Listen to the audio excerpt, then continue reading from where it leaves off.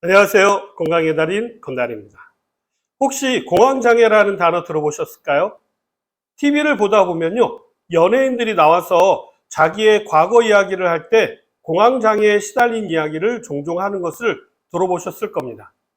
공황장애는 어떤 것일까요? 오늘은 많이는 들어보았지만 잘 모르는, 그리고 혹시 나도 공황장애는 아닌지 확인해 볼 수 있는 시간을 가져보도록 하겠습니다.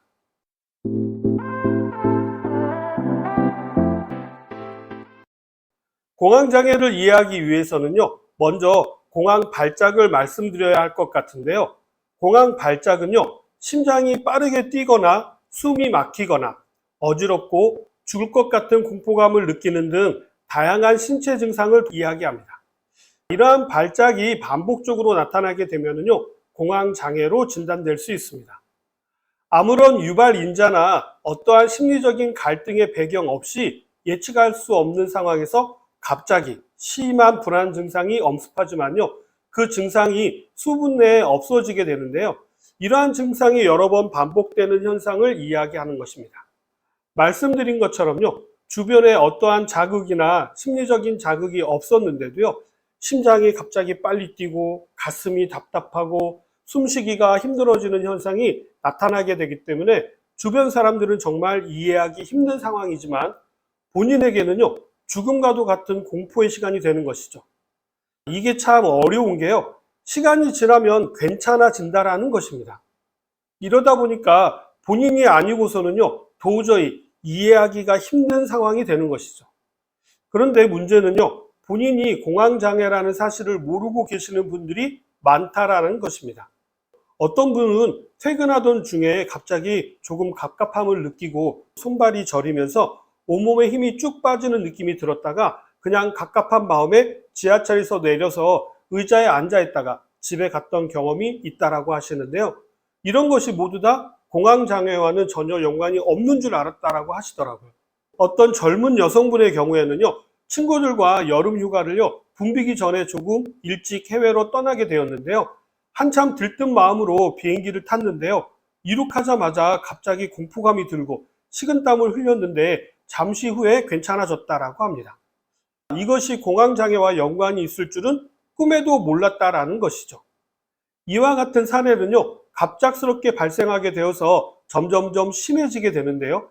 이러한 증상이 계속적으로 반복되다 보면은요, 극도의 공포감과 호흡이 곤란해지는 지경에 이르게 되는 것이죠. 이러한 경험을 한 적이 있다면요, 공황 발작을 경험한 것이라고 할 수가 있고요.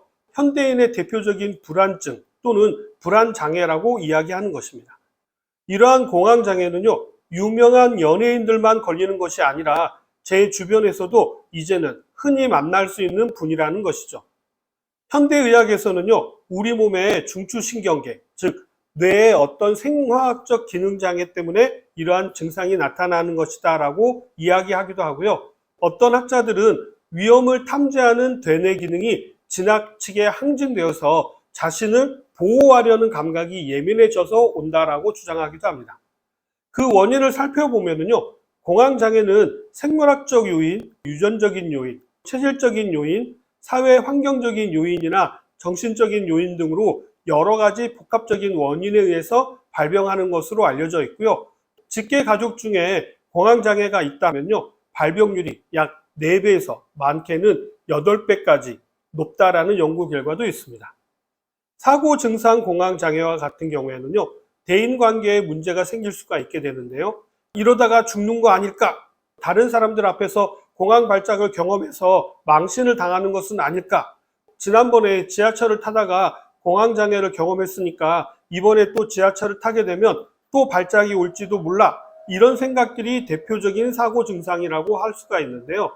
이와 같이 공황 발작이 일어날 것 같은 상황과 장소를 피하는 임소공포증이라든지 불안을 줄이기 위해서 술을 끊고 커피를 안 마신다든지 감정적으로 자극받는 것이 걱정이 되어서요, 대인관계를 기피한다든지 공포영화를 보지 않는다거나 춥거나 더운 날씨에 외출을 하지 않거나 운동을 피하는 것 모두 다 공황장애의 대표적인 증상 중에 하나입니다.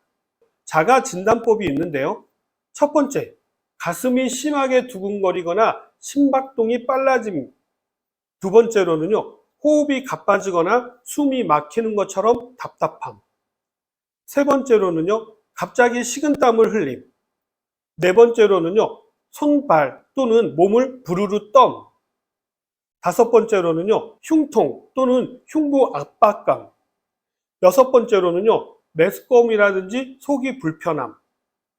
일곱 번째, 자제력을 잃고 갑자기 급발진을 하게 됨. 여덟 번째는요, 오한 또는 열감. 아홉 번째는요, 어지럽고 쓰러질 것 같은 느낌. 마지막으로 열 번째, 비현실적인 죽음에 대한 공포감이라든지 우울감. 이 중에 몇 가지나 해당되시나요? 이 중에 세 가지 이상 해당되신다면요, 공황장애를 의심해 보셔야 하고요. 첫 번째부터 세 번째 항목이 모두 다 포함되어 있다면요, 빨리 병원에 가셔서 상담을 받아보셔야 합니다. 공황장애 증상으로 의심될 경우에는요, 빠른 상담과 정확한 진단을 통해서 치료를 받는 것이 중요합니다. 공황 발작은 치료를 통해서 관리가 가능하고요, 공황장애를 예방할 수가 있기 때문입니다.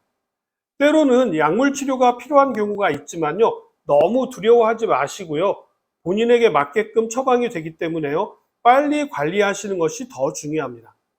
동양의학에서는요, 공황장애를 심담담대동증이라고 이야기하는데요, 공황 발작 시 가슴이 두근거리는 것이 보통 때와는 달리 파도가 일렁거리듯 심하게 뛴다라고 해서 심담담대동증이라고 표현한 것이죠. 발병 원인으로는요, 심호로 보고 있습니다. 사람들이 공황장애 증상을 이야기하면서 죽을 것 같다라는 표현보다는요, 숨이 가쁘고 현기증이 난다라고 표현한 데서 기인한 것인데요. 동양의학에서 심이라고 하는 것은요, 심장만을 지칭하는 것이 아니라 마음이라든지 뇌를 포함하는 경우도 많습니다. 자, 이처럼 사람이 자신의 심리적인 갈등을 직접 표현하지 않고 신체적인 증상으로 대신하는 경우가 있는데요.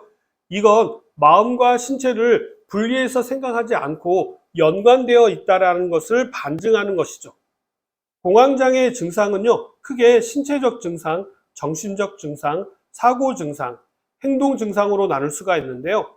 여기에는 우리나라에만 있는 줄 알았던 화병도 포함될 수 있습니다. 자, 이러한 공황장애는요, 만성적인 긴장 상태로 인해서 근육이라든지 관절에도 영향을 미치게 되어서요, 어깨는 물론이고 목이라든지 옆구리 등이 결리고 묵직한 느낌이 들기도 하고요, 두통이라든지 흉통 등의 신체 증상으로 나타나게 됩니다. 공황장애, 어떻게 해야 예방이 가능하고 관리가 가능한 것일까요? 첫 번째는요, 공황장애가 의심된다면 빨리 병원에 가셔서 상담을 받는 것이 제일 중요합니다. 때로는 약물 치료가 필요하다면 약물을 복용하셔야 합니다. 다음으로는요, 스트레스를 관리하셔야 하는데요. 대부분의 공황장애의 원인으로 스트레스를 꼽기 때문입니다. 스트레스가 없는 사람은 없죠. 그래서 스트레스 관리가 필요한 것입니다. 나름대로 스트레스를 푸는 방법이 있을 텐데요. 스트레스는 쌓아두지 마시고요, 빨리빨리 푸시는 것이 중요합니다. 노래방을 가신다든지 운동을 하신다든지 수다를 떠시던 잠을 자던 자기만의 쇼핑을 하는 것도 좋은 방법이 될 수가 있습니다. 어떤 형태로든요, 스트레스를 풀어버리셔야 합니다. 모든 공황장애가 스트레스에 의한 것만은 아닙니다. 자신을 보호하려는 회로가 너무 민감해져서 나타나는 증상으로도 볼 수가 있기 때문에 이성적으로 나의 안전에 대해서 인식하는 훈련을 하시는 것도 중요합니다. 그리고 내 주변에 나를 도와줄 수 있는 사람이 항상 있다라는 것도 꼭 인식하시는 것이 중요합니다. 엄마 품에 있는 것처럼요, 항상 편안한 마음을 가지는 것이 중요하겠죠. 이런 마음 관리를 위해서는요, 신앙생활을 하시는 것도 도움이 될 수가 있고요, 명상을 하시는 것도 도움이 될 수 있겠죠. 오늘은 우리 주변 누구에게서나 나타날 수 있는 공황장애에 대해서 말씀을 드렸는데 어떻게 좀 도움이 되셨나요? 그럼 저는 다음에 더 좋은 내용을 가지고 다시 찾아뵙도록 하겠습니다. 감사합니다.